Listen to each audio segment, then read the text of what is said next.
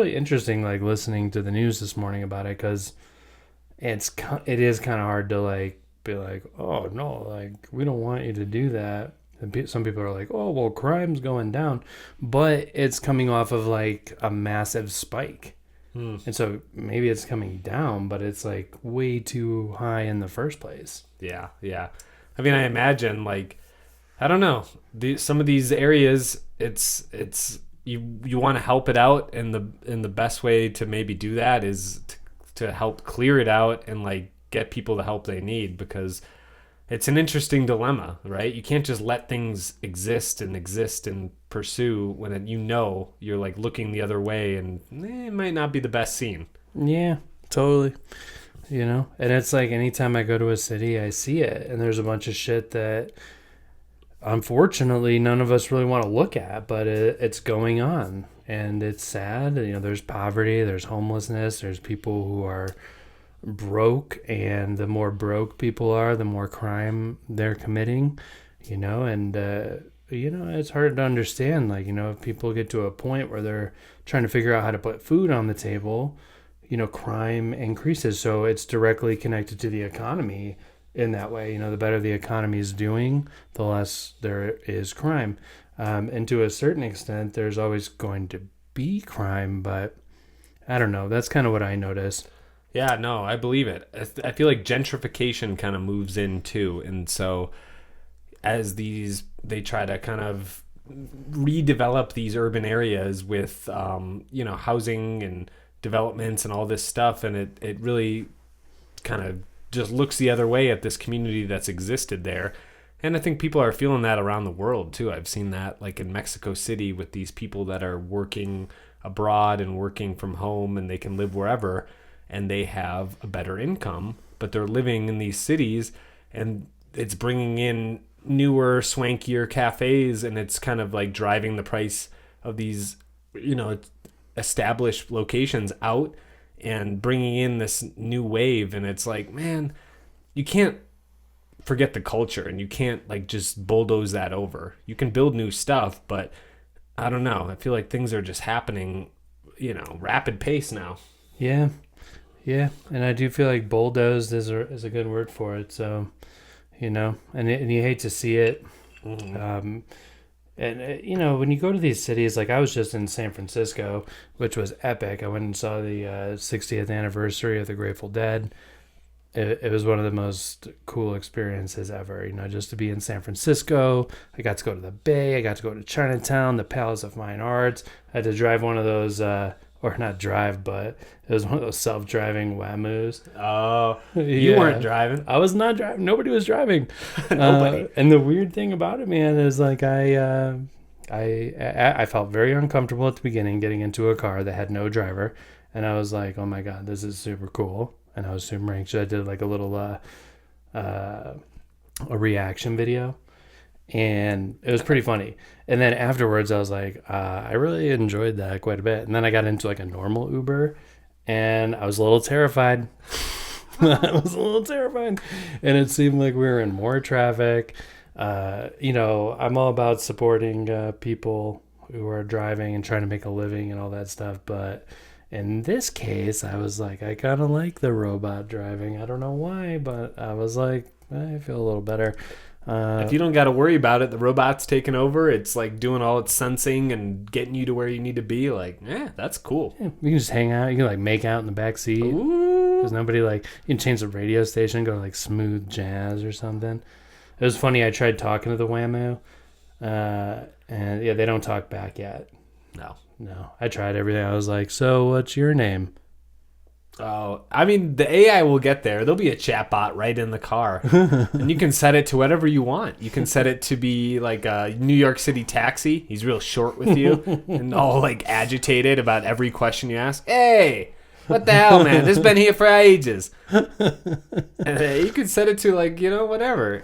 You can converse, or you can set the mood, let the tints roll in. That's hysterical. I can't wait for that to happen.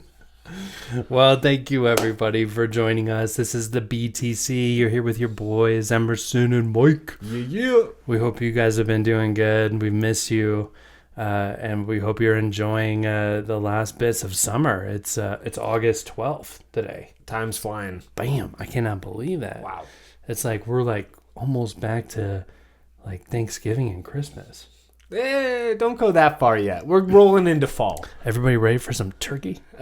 Is everybody ready for turkey? Too soon. You want the turducken? Oh, well, football. The turkalana? Yeah. Throw it way back. A little throwback there. We'll get the turkalana back out. You know what I mean? Oh, yeah. Roll that clip. You know what I mean. Yeah. But yeah, this week, cannabis policy, it went from hearing rooms and city halls straight to the White House. President Trump says a decision on rescheduling marijuana could come within weeks. And the markets, the stocks, the publicly traded marijuana stocks, they went wild. They surged, headlines lit up. Suddenly, 280E, the same federal tax code at the center of our Telluride case, is in the crosshairs. It's like rescheduling marijuana changes the atmosphere around 280E. 280E is what's being applied to cannabis business operators because the federal government says they're trafficking a Schedule 1 substance. And so the fact that we are talking about rescheduling again today is mind-blowing. Oh, yeah. That completely flips the script. Like, we're talking about rescheduling marijuana, and there's a lot that comes with it. So basically, while these billion-dollar companies toast to the possibility of these lower taxes through this change, in Telluride, right here at home, there is actually one small business that we know and love that we're following that is fighting the exact same battle from the opposite spectrum, really, honestly. The only way that these two might intersect, that gets interesting because there's million-dollar companies with these loans and these expanding operations, and I bet they've been lobbying for this change that's been so slow. You'd rather watch paint dry when the writing is on the wall, right there on the wall. But it's really interesting because it circles back close to home. Mm-hmm. And I love watching paint dry.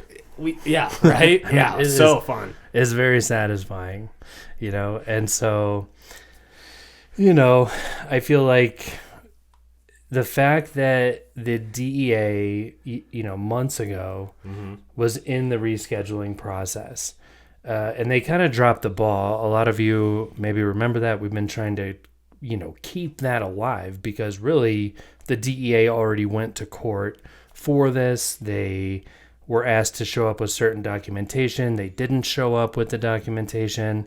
The judge gave them another shot and said, we're rescheduling this, and said, you need to show up with the documentation this time. DEA shows up a second time, does not bring the documentation. Judge throws the case out, calls it an abomination, and it has been months, almost a year since cannabis has been back in the news.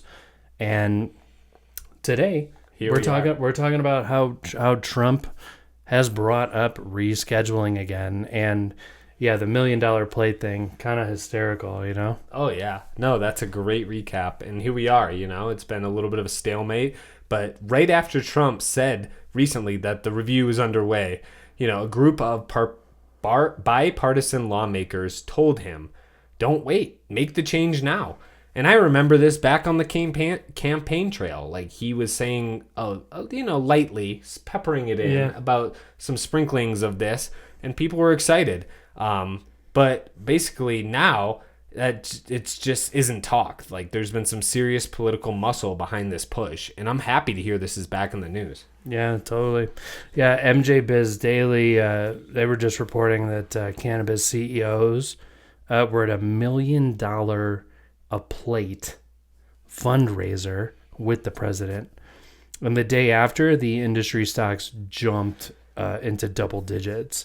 And that's not just a coincidence, Wow. That's lobbying in action. Seriously, wow. $1 million plate, dude. $1 million a plate. Come on. I'm If like, that damn. isn't lobbying, I don't know what is. Like, I mean, these dinners, they find a way around it. That's some good chicken. Yeah. I was like, what plate deserves that? But your seat at the table, right? Yeah. So, meanwhile, Alpine Wellness, this business right here in Telluride, has been showing up to these hearings, with binders, motions, and constitutional case law. No lobbyists, nothing, none of this $1 million plate money behind their back, but they're showing up. No corporate donations, just a fight to get the town to follow the law. Yeah. And what's wild is that these national changes that billion-dollar companies are pushing for could solve the problem that we've been fighting here in Telluride for months, for fucking months. And so since our last episode, Telluride has continued to stonewall the court. We're talking more than 2 months and still no administrative record under Rule 106.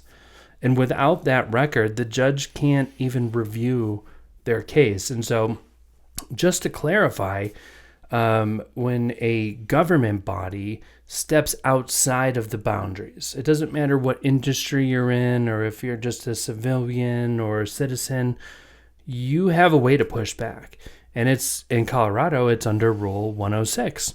And it puts the government, whether it's local, state, federal, in check. And the government is required to respond. And they're usually given, I think the basic format is 21 days after service. And so the town of Telluride continues to just ignore this motion with the court. They have not submitted the administrative record. It's been over 2 months. And it's kind of funny because it's like, if you didn't do anything wrong, like, why not have the judge take a look? Yeah, 100%, dude. It's kind of appalling. And so now that's with this standoff that's still in play, here we are. Alpine, has made a calculated move on August 11th that they surrendered their Telluride license under protest, under duress, and without prejudice. Yeah. And just so you know, Emerson, Yeah. I don't know if you know this, but Alpine is my company. Yeah, I'm one of the owners in Alpine. I don't know if I ever told you. My boy Nolan, he's the other owner. And, I've been living this fight, not just covering it. So when I say we surrendered our license, I mean, I was the one handing the paperwork across the fucking table. This wasn't walking away. It was taking away the town's leverage to lock our doors, seize our property, and to stop the fight before the court could even hear us. And it's been quite ridiculous. We've gotten threats from the town of forced closure with the marshal's office and property seizure and sealing off the front door, like removing our right to access the property. And it's just a little bit of a head scratcher because it's like, why are we like making these threats? And there is this court proceeding that is open where you could simply send the record to the court, have them review it, and tell them that you're in the right. But you don't do that. And so it's basically forced us to say, hey, well, we're not going to keep proceeding under this kind of behavior. We want rights. We want to be treated like we are American citizens, that we are a part of a legal industry in this state and town. And we haven't been shown that. I mean, that's appalling, to be honest. I've been following the case, and I feel like a lot of hearts go out to Alpine Wellness, this local business, and, here we are. And it's a move, Alpine doing what they had to do under duress, really. It's a move that keeps the case alive in the arena where it belongs, a courtroom. Like, this is where it belongs, where dates matter, where when you have non-correspondence, there's a record of it, and you got to be held accountable. And so it belongs in the courtroom, and it's a reminder that sometimes, protecting your rights means taking a hit now to win the bigger fight later and to catch the bigger fish, because there's more at play than a license, but there's a lot on the table, and Telluride does not seem able to communicate for whatever reason. Yeah. Exactly. And the bigger fight is about more than just one storefront in Telluride. It's about the entire industry. You know, if you're in a state where cannabis is legal, you're in a town within that state where cannabis is legal, it doesn't mean that you've lost your rights as a U.S. citizen. I mean, like, honestly, if you commit a crime in front of a police officer, a real crime that they saw with their eyeballs, and they don't read you your rights, Yeah. guess what? Unfortunately, sometimes your case is going to get thrown out, and maybe you deserve to be in trouble after that. But rights are a real thing. And as American citizens, American businesses operating in legal markets, whether, you know, we are operating in a federal state conflict or not, like, you still have rights. And even if you're a business owner that owns a convenience store and the government is treating you in a certain way, like, don't forget that you have rights. Don't forget that you can push back, you know? And so beyond Telluride, you know, here's the irony. You know, Colorado's attorney general has gone head to head with the federal government and won, arguing for state sovereignty and constitutional protections just recently. Whether it's immigration policy, public health funding, trade disputes, the state has fought and won in court for those things, state sovereignty and constitutional protections. They've celebrated those victories. Yeah. No, that's powerful, and that's a testament to what rights uphold. And so right down the road from Telluride, here in Norwood, our neighbors of Telluride followed that same spirit, you know? They saw the exact same licensing question that Telluride is using as a weapon. They saw that on the application and confirmed it wasn't legal and took that off the books without any sort of retaliation, hesitation. That went through in a hearing. Bam, bam, because it's so obvious, you know? And here we are with this ridiculous system that's being upheld in just, you know, 40 minutes down the road, just up the canyon. Mm-hmm. Yeah, I mean, it was pretty crazy. In Norwood, you know, the licensing authority there, on the public record, in April, referred to this same language in the renewal application as double jeopardy, as entrapment. They called the state of Colorado. They called the Marijuana Enforcement Division. And the state clarified, no, this isn't legally required. And they established that any issues with taxation will be handled by us. And so it's a clear overreach. It's a clear example of a local municipality operating way outside of their jurisdiction. And so, you know, so Norwood, you know, they're like, hey, you know what? This isn't required. We don't require it. The state doesn't require it. It's entrapment and double jeopardy. Yet Telluride is doing the exact opposite. They're acting like an enforcement arm for the IRS. And in the process, undermining the very state rights Colorado has fought to protect.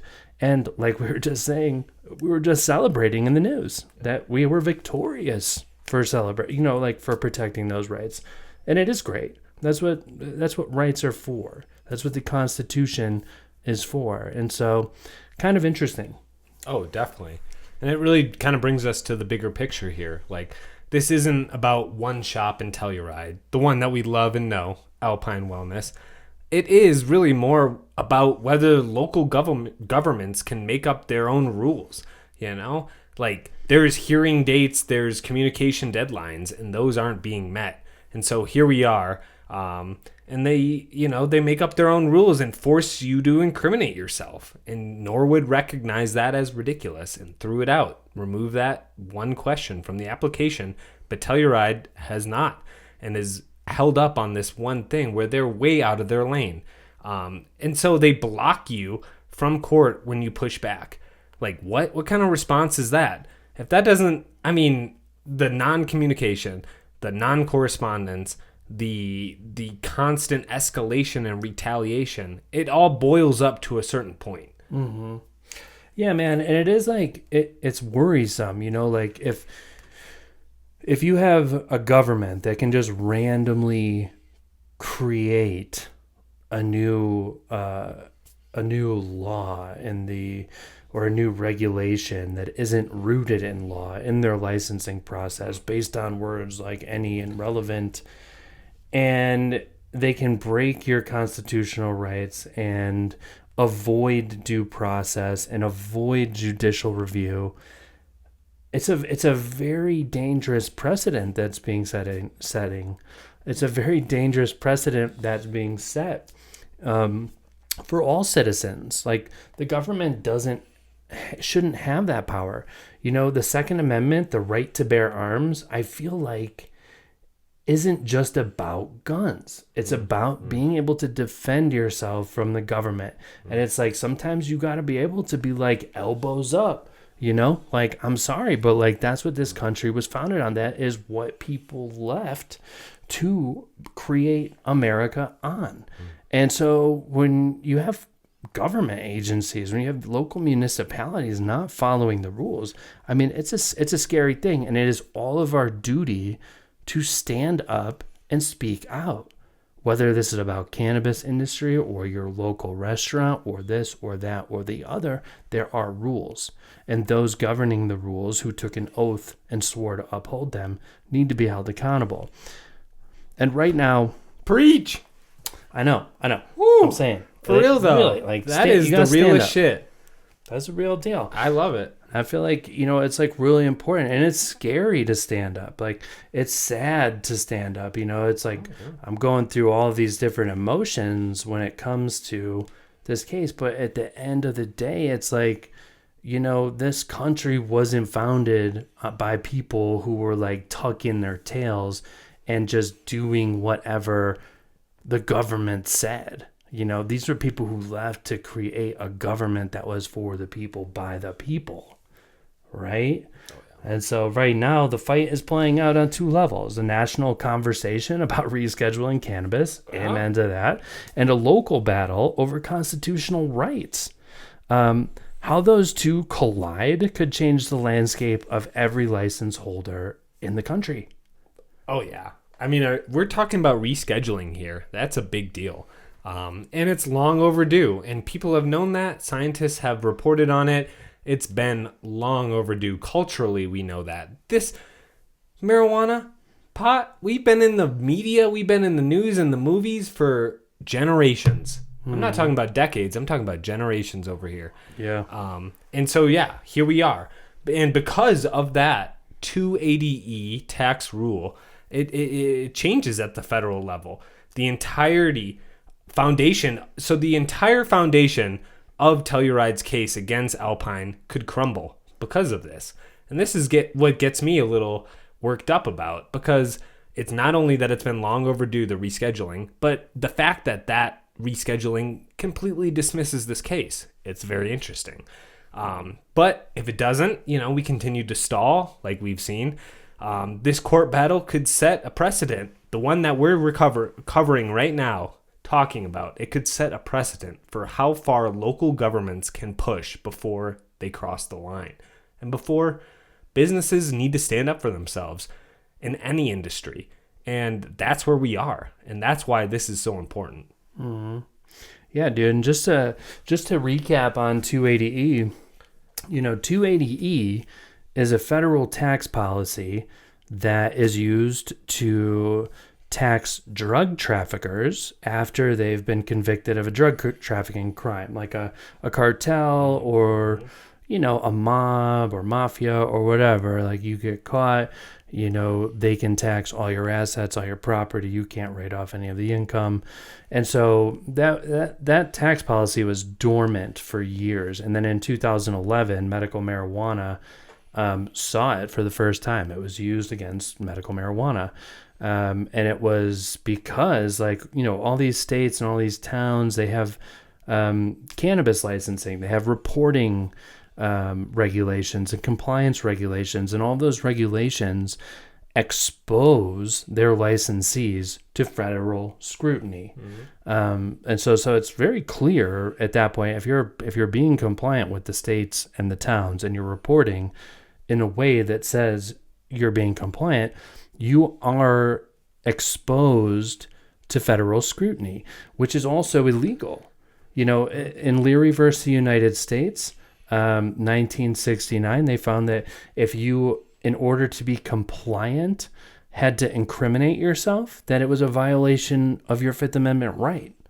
And so these states and the towns, they really need to be careful about what their requirements are, because we're trying to do this legitimately. We're trying to report. We're trying to pay on payroll. We're trying to do all the things that they say we need to do, but it's exposing us to federal scrutiny. And what the states and the towns should be doing is protecting us under equal protections, under state sovereignty. And what's happening is the cannabis business operators are being penalized for a criminal violation on a federal level, and the penalty is that your taxes have to go through 280E. And so the cannabis operators are left holding the bag. The towns and the states who are collecting tax revenue, that money's not penalized. The money that's going to the IRS in the form of income tax, payroll tax, all that shit, that's not penalized. So the government's making out, all from the bottom to the top. The local, the state, and the federal government, they're all making money that's not penalized. The cannabis business operator is penalized for doing what it's doing. And so 280E is really important, and it only applies to trafficking as Schedule 1. So the rescheduling of cannabis that we're talking about today would eliminate 280E in the industry. It's not for a Schedule 3, or even more. What they should do is just deschedule cannabis, in my opinion. A Schedule 3, you're looking at things that are Schedule 3 is anabolic steroids. I think ketamine is now Schedule 3. And so it's still kind of like a tangled web, but 280E applies to trafficking as Schedule 1 or Schedule 2. A Schedule 3, 280E would no longer apply, and cannabis businesses could likely amend their tax returns and be out of the situation that Alpine, is currently in, where the federal government says, you're going to be taxed as a criminal drug trafficker. Oh yeah. For following the rules of the state and the town that you're in. It's absolutely ridiculous, and I love that breakdown, because and the thing that resonates most with me too is how Alpine wellness has been such a staple of Telluride. And there's a lot of culture, there's a lot of memory, there's a lot of history, there's over a decade of being there. And so it's not like this is out of the blue and applying for a new license. No, this is a license renewal, and that's where things get so complicated. How can a community and a government and a local municipality and a state benefit from all this revenue and not be taxed when the generator of that revenue, the marijuana businesses, are subject to such a crazy tax and such a crazy enforcement degree? It just does not balance out at all. No, it's kind of silly. It's kind of silly that the town wants to do what they're doing about it and over-involve themselves, escalate and retaliate. It's a shame that when we assert our First Amendment, our right to free speech, our right to protest, our right to not incriminate ourselves, that we're being put into a position where that's not an option. And the truth is that we do have rights. And the state of Colorado and the town of Telluride said, hey, here's a legal pathway for you to go down. Trust us, and go for it. And then they're going to use federal tax policy in the end to harm us and put us down. And yeah, it's just inappropriate. And it's something that I feel like every local municipality, every state needs to look at, because if you're going to have cannabis laws, you can't be subjecting your licensees to federal scrutiny, especially while there's a federal and state conflict going on. And so, coming up, we'll break down exactly what a shift to Schedule 3 could mean for your taxes if you're a cannabis operator, for your business and for your rights, and whether it could come in time to matter for our fight with Alpine here. And we'll see how it goes. The government has continued to drag their feet. Alpine's been around since 2009. So quite literally, we've been waiting for about 16 years for rescheduling. We've been waiting for about 16 years for banks to want to work with us, And so it's just been one of those things where, it's not a really great industry to be an optimist in, It's better to be a realist. Optimism sometimes gives you a broken heart. My heart. Those rose-colored glasses. Yes, sir. Oh man, I'm here for it. I really am, and it's in a well-established business, a well-loved business, and it's more than just a business going under. I mean, any business going under. We know small businesses. We love and we care about them, and they're a piece of our community. And you don't. Not that Alpine is going under, but I'm just saying, like, there are repercussions to these actions that these local municipalities are taking, and we got to stand up for yourself, and we're here to bring you the story. We're here to bring you the fight, because that's what it is. It's, it's kind of a court battle fight right now, and so we're following that. And because license or no license, this case is still very much alive. Alpine and beyond, it resonates through even marijuana industry and beyond. I see a lot of change happening upcoming that I think is going to shift the narrative, and we are here for it. Mm-hmm. Yeah. The stakes just got bigger, and we're not done yet. I feel like Alpine is going to continue to kind of live on, and unfortunately, we'll be outside of Telluride because we're not going to hang around for that kind of behavior. We're not going to tolerate being treated like that. And we do have rights, and everybody in this country does. And so I feel like it's just really important to me. It gives me a sense of purpose.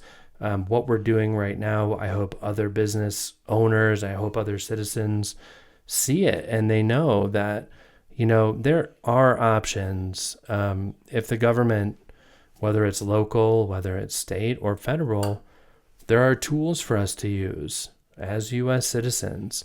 So pay attention and look into it. And never feel like you just kind of get pushed around, like cannabis industry was never one of those things. Even before, like, in high school when I was smoking weed, it's like, cannabis was one of those things where it was like we were thinking with our own minds. We weren't going to get pushed around. We were creative. We were artists. We weren't going to be told what to do. It was a stick it to the man kind of a thing. And it's like, I don't think cannabis industry really belongs in that kind of conformist mindset. Do I think regulations and rules need to exist? Yeah, 100%. But I do think that the government needs to stay in line. I think the government needs to follow the rules and respect people's rights. And if they're not doing it, you got to speak up. You got to be brave and put it all out there. It's like, hey, if I don't have rights participating in this industry, I don't really want to do it. Dude, yeah, it's a moment right now. It's a moment. And I think like the people are here for it. The people have had enough. And it transcends beyond that. Everybody is struggling in their own way. And that's why, like, we are kind of a voice for the voiceless. And I'd like to be able to know that you, the listener, you, the viewer, like, we are here for you. We want to hear from you because we're standing up, and enough is enough. It's been time. We're past that. It's time for action, and who we are. Absolutely. Well, listen, you guys, thank you for joining us. You can follow us on Facebook, Instagram. We're on X. We're on YouTube. YouTube, it is at Break the Cypher Podcast. Facebook and Instagram at Break the Cypher. X is at Break the Cypher _ No. At Break _ the Cypher. There it is. On X. Yeah, so find us on X.